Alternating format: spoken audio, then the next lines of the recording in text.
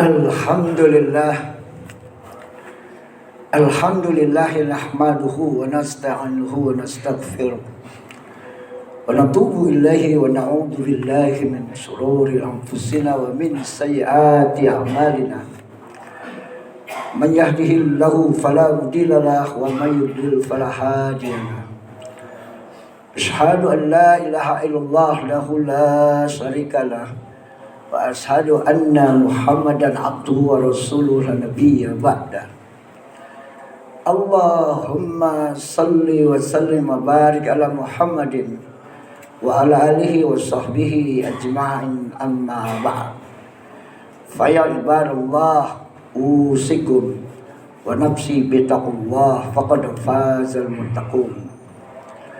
Qala Allah Ta'ala fil Qur'anil Karim, a'udzu billahi minasy syaithanir rajim. Bismillahirrahmanirrahim.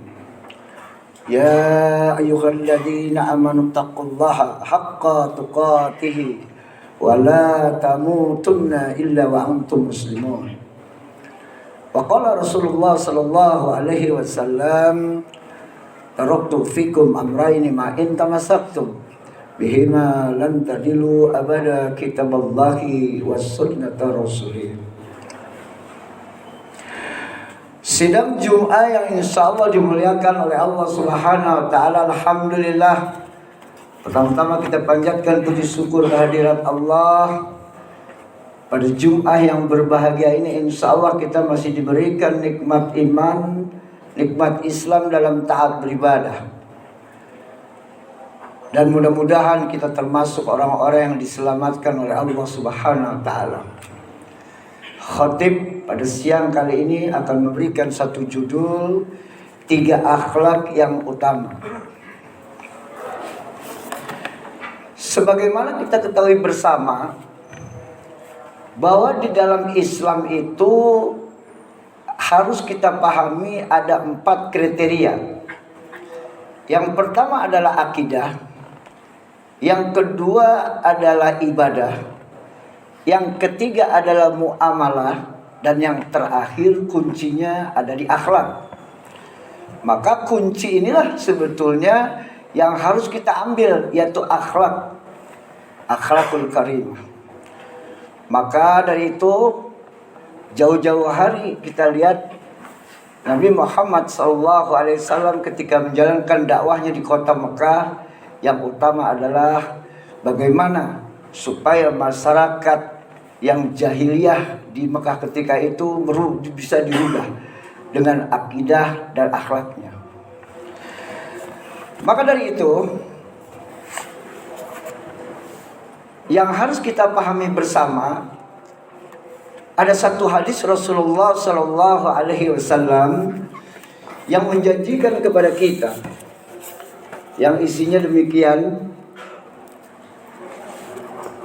Ya Utbah, katanya, maukah kamu kuberitahukan tentang akhlak penghuni dunia dan akhirat yang paling utama, yaitu yang pertama menghubungi orang yang memutuskan hubungan denganmu, kemudian memberi orang yang menahan pemberiannya padamu, dan memaafkan orang yang pernah menganiayamu. Riwayat yaitu Khair Hakim. Sidang Jumat insyaallah dimuliakan oleh Allah Subhanahu wa taala. Ini tentang akhlak ini bukan hanya untuk dunia, tapi di akhirat juga. Kalau menjalankan 3 ini, dunia dapat, akhirat dapat. Kalau kita berdoa sering mengucapkan Rabbana atina fid dunya hasanah wa fil akhirati hasanah wa qina adzabannar. Artinya bahagia dunia, bahagia di akhirat. Ini juga begitu dalam akhlak. Maka dari itu artinya ada 3 ini yang mudah-mudahan jadi jaminan kita.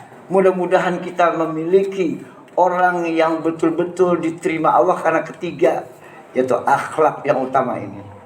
Yang pertama adalah bagaimana menjalin hubungan kepada seseorang ataupun kepada keluarga, meski orang yang kita hubungi itu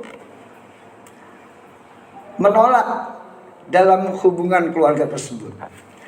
Artinya dia di sini adalah menjalin hubungan meski orang memutuskannya. Jadi dengan berat hati kita berusaha agar silaturahim itu berjalan, tapi yang silaturahim tersebut yang diajak menolak, atau dia tidak mau, atau mungkin dia punya perasaan dulu dendam dan lain sebagainya. Sehingga ada orang mengatakan demikian, biar sampai mati pun dalam kubur saya nggak maafin dia.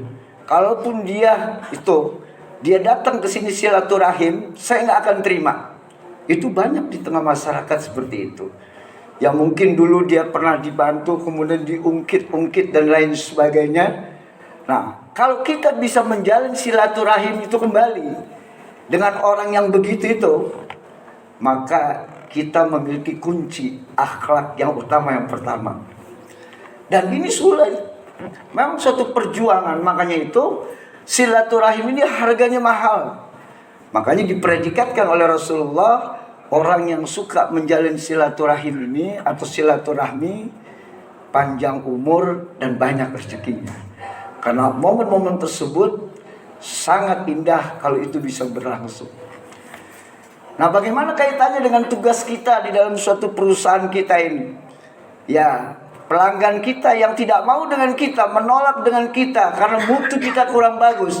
Tapi kita mendekatkan dia, merayu dia, bagaimana supaya dia menjadi bagian daripada, yaitu apa yang dia miliki, yang kita butuhkan, kita terima dan juga kita suguhkan kepada dia. Maka ini juga bentuk, yaitu silaturahim. Maka dari itulah sidang Jumat insya Allah dimuliakan oleh Allah Subhanahu Wa Taala, yang disebut bahwa silaturahmi itu mendatangkan rezeki, salah satunya itu. Maka kalau kita beragama itu adalah kita berniaga, berbisnis dengan Allah. Ya ayyuhalladzina amanu hal adulukum ala tijaratin tunjikum min azabin alim. Jadi ketika kita beribadah, bermuamalah, itu kita berbisnis dengan Allah. Salah satunya adalah silaturahim. Silaturahim bukan konteks hanya kita berhubungan dengan keluarga saja, tapi dalam urusan bisnis, urusan yang lain sebagainya, itu akan memberikan dampak kalau kita melaksanakannya dengan sebenar-benarnya. Sidang Jumat insya Allah dimuliakan oleh Allah Subhanahu Wa Taala. Orang Barat, orang Eropa, dia sudah jauh-jauh hari mempelajari Islam.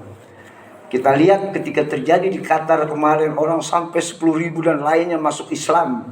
Karena apa? Dia kagum kepada Islam yang demikian hebat. Tapi di negeri kita yang sudah hampir mayoritas Islam, justru jauh daripada nilai-nilai Islam. Nah, oleh karena itu sidang Jumat insya Allah dimuliakan oleh Allah Subhanahu Wa Taala.